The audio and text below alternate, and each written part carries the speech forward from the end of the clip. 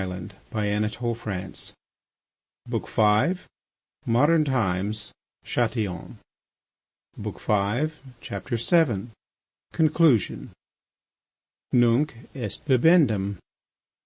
Delivered from its fears, and pleased at having escaped from so great a danger, the government resolved to celebrate the anniversary of the Penguin regeneration and the establishment of the Republic by holding a general holiday.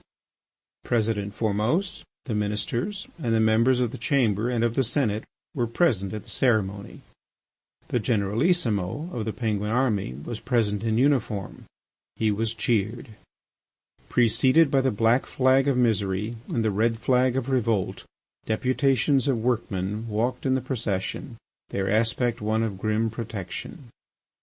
President, ministers, deputies, officials, heads of the magistracy and of the army, each in their own names and in the name of the sovereign people, renewed the ancient oath to live in freedom or to die. It was an alternative upon which they were resolutely determined, but they preferred to live in freedom. There were games, speeches, and songs. After the departure of the representatives of the state, the crowd of citizens separated slowly and peaceably, shouting out, "Hurrah for the Republic! Hurrah for liberty! Down with the shaven pates!" The newspapers mentioned only one regrettable incident that happened on that wonderful day. Prince des Boscénos was quietly smoking a cigar in the Queen's Meadow when the state procession passed by. The prince approached the minister's carriage and said in a loud voice, "Death to the Republicans!" He was immediately apprehended by the police, to whom he offered a most desperate resistance. He knocked them down in crowds, but he was conquered by numbers, and bruised, scratched, swollen, and unrecognizable even to the eyes of his wife, he was dragged through the joyous streets into an obscure prison. The magistrates carried on the case against Châtillon in a peculiar style. Letters were found at the Admiralty which revealed the complicity of the Reverend Father Agaric in the plot. Immediately public opinion was inflamed against the monks, and Parliament voted, one after the other, a dozen laws which restrained, diminished, limited, prescribed, suppressed, determined, and curtailed their rights, immunities, exemptions, privileges, and benefits, and created many invalidating disqualifications against them. The Reverend Father Agaric steadfastly endured the rigour of the laws which struck him personally, as well as the terrible fall of the Emerald of which he was the chief cause. Far from yielding to evil fortune, he regarded it as but a bird of passage. He was planning new political designs more audacious than the first. When his projects were sufficiently ripe, he went one day to the wood of Connells. A thrush sang in a tree, and a little hedgehog crossed the stony path in front of him with awkward steps. Agaric walked with great strides, muttering fragments of sentences to himself. When he reached the door of the laboratory, in which, for so many years, the pious manufacturer had distilled the golden liqueur of St. Orberosia, he found the place deserted and the door shut.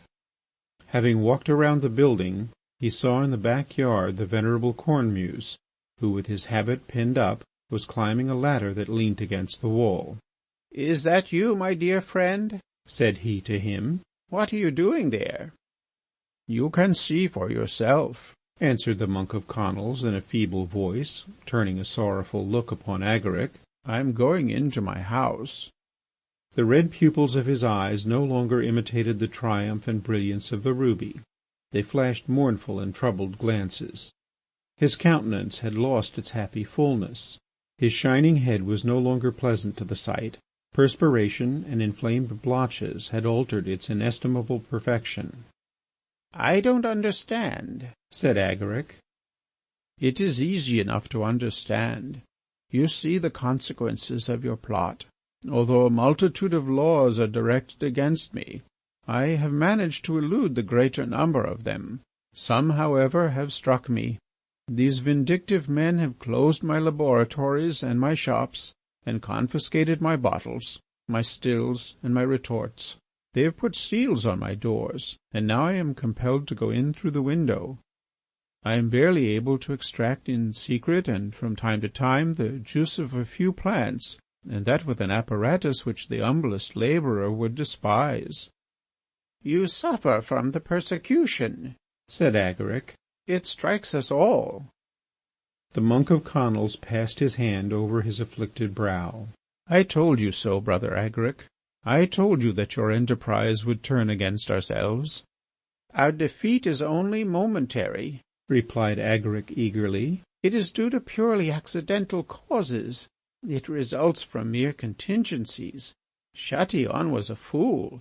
He has drowned himself in his own ineptitude. Listen to me, Brother Cornemuse. We have not a moment to lose. We must free the Penguin people. We must deliver them from their tyrants, save them from themselves, restore the Dragon's Crest, re-establish the ancient state, the good state, for the honour of religion and the exaltation of the Catholic faith. Chatillon was a bad instrument. He broke in our hands. Let us take a better instrument to replace him. I have the man who will destroy this impious democracy. He is a civil official. His name is Gomoru. The Penguins worship him. He has already betrayed his party for a plate of rice. There's the man we want." At the beginning of this speech the monk of Conils had climbed into his window and pulled up the ladder. "I foresee," answered he, with his nose through the sash, "that you will not stop until you have us all expelled from this pleasant, agreeable, and sweet land of Penguinia. Good night. God keep you." Agaric, standing before the wall, entreated his dearest brother to listen to him for a moment. "Understand your own interest better, Cornemuse. Penguinia is ours. What do we need to conquer it? Just one effort more, one more little sacrifice of money and—" But without listening further, the monk of Conils drew in his head and closed his window. End of Chapter 7 and the end of Book 5.